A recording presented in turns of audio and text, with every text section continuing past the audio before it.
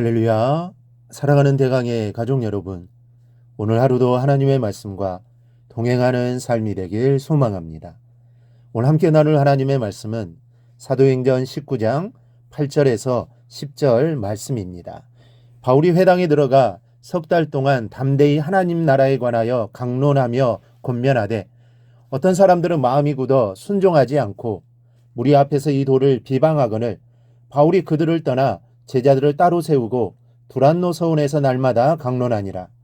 두 해 동안 이같이 하니 아시아에 사는 자는 유대인이나 헬라인이나 다 주의 말씀을 듣더라. 아멘. 구약의 두 번째 책은 출애굽기입니다. 이스라엘 백성들이 영도자 모세를 통하여 애굽을 탈출한 내용으로 출애굽 사건 뒤에는 하나님의 구속의 역사가 펼쳐져 있음을 알 수가 있습니다. 제약의 소굴에서 벗어나 약속의 땅 가나안에 이르기까지의 여정은 험난 그 자체였습니다. 그곳으로 가는 동안 그들은 수많은 어려움과 고통을 겪어야 했고 그때마다 하나님을 원망하고 또 모세를 비난했습니다. 하지만 요 하나님은 그들과 함께 기나긴 여정을 같이 하셨고 어려움을 당할 때마다 기적의 손길을 펼쳐주셨습니다. 그 중에 하나가 신광야에서 40년 동안 먹은 만나입니다. 만나는 먹을 것이 없어서 굶주렸던 이스라엘 백성들에게 꼭 필요한 양식이었습니다.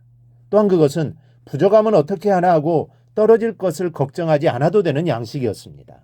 왜냐하면 만나는 하루도 거리지 않고 매일매일 하나님께서 내려주셨기 때문입니다.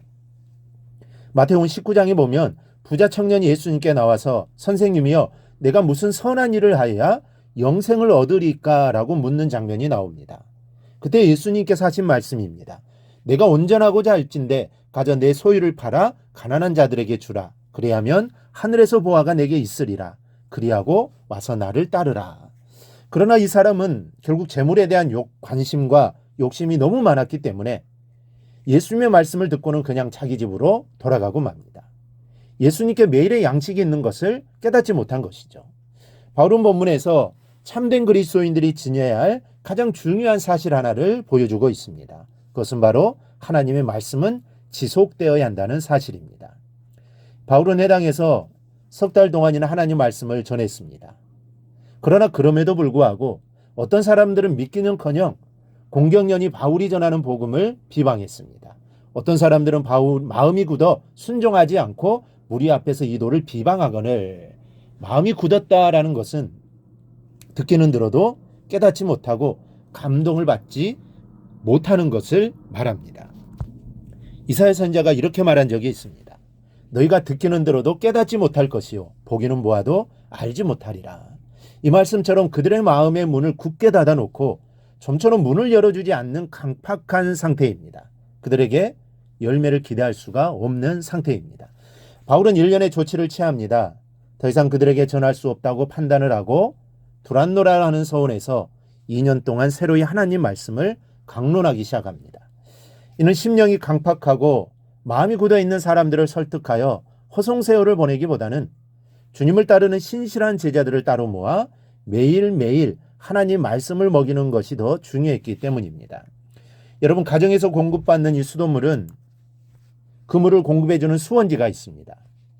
그리고 수원지의 물을 공급해주는 수도 파이프는 항상 열려 있습니다. 단지 그 물을 받아 쓰는 최종 사용자의 결정에 따라 쓸 수도 있고 쓰지 않을 수도 있는 것입니다. 마찬가지입니다. 하나님 말씀은 무궁무진합니다. 그리고 그 공급되는 통로도 항상 열려 있습니다. 매일매일 받아 먹을 수 있는 결정은 본인 자신이 내리는 것입니다. 그런데 매일같이 공급되는 영적인 양식을 공급받기 위해서는 몇 가지 행동이 수반되어야 합니다. 첫째는 기도입니다. 기도는 주님과 만나는 통로입니다. 성령과 대화할 수 있는 대화의 창입니다. 따라서 기도의 통로가 막히면 우리는 아무런 하나님의 음성도 들을 수 없습니다. 여러분, 이 방 안에 창문이 열려 있지 않고 닫혀만 있다면 이 얼마나 답답하겠습니까? 믿음 생활에도 항상 창문이 열려 있어야 합니다. 언제라도 바깥 세상과 통하는 창문의 역할처럼 기도는 주님과 만나는 영적인 세계의 창이기 때문입니다. 매일 주어지는 삶 속에서 하늘로 연결되는 기도의 사닥다리를 통해서 말씀을 깨닫는 은혜가 있기를 바랍니다. 둘째는 묵상입니다. 주님과 나와의 관계는 하나님 말씀을 묵상하는 데서 결실합니다.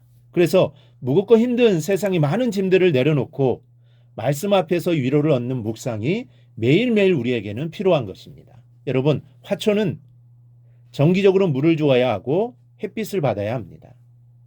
한꺼번에 물을 너무 많이 주어도 안 되고 장렬하는 태양빛에 장시간 방치해 두는 것도 바람직하지 않습니다. 믿음도 동일한 위치입니다. 때를 따라 돕는 은혜를 얻기 위해서는 기도를 해야 하고 매일의 영적인 양식과 힘을 얻기 위해 말씀을 묵상해야 하는 것입니다. 개인의 신앙이 성장하고 주님의 사람으로 변화되는 원인도 매일 기도하고 매일 말씀을 묵상하는 데 있는 것입니다. 이 사실을 알고 지금부터 늘 기도와 또 말씀 묵상에 힘쓰는 여러분들이 되시기를 바랍니다. 그리하여 매일 영적인 양식을 공급받아 그 양식으로 늘 승리하는 삶을 살아가기를 주님의 이름으로 축원합니다. 오늘 묵상한 말씀을 굳게 잡고 삶으로 실천하며 살아내는 대강의 모든 성도들이 되기를 축복합니다.